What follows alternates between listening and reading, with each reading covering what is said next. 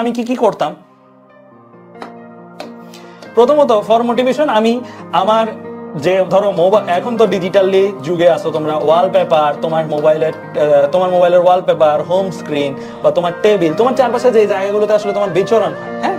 সেই জায়গাগুলোতে তুমি লাইক ধরো তোমার টার্গেট বা গোল লিখে রাখো,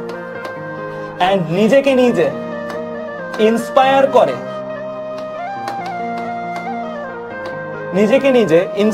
করে, এরকম কিছু কথা লিখে। যেমন আমি আমার টেবিলে লিখছিলাম বি রেবেল, মানে রেবেল মিন্স হচ্ছে প্রতিবাদী হও, মানে নিজের বিরুদ্ধে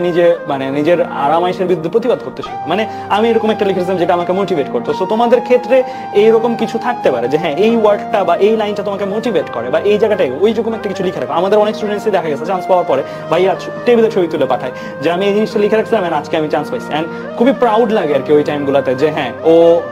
আজকে এরকম করতে পারছে। সো ওর নিজের সাথে কিন্তু নিজের মনের একটা ফাইট কনস্ট্যান্টলি সে করে গেছে, এন্ড ওই ক্ষেত্রে তাকে কিন্তু এই ওয়ার্ডস গুলা এনার্জির হিসেবে কাজ করছে, এনার্জির মতন কাজ করছে। গেল এর পরবর্তীতে যেটা করতে পারো সেটা হচ্ছে তুমি মানে একটা কাজ করতে পারো, সেটা হচ্ছে যে তুমি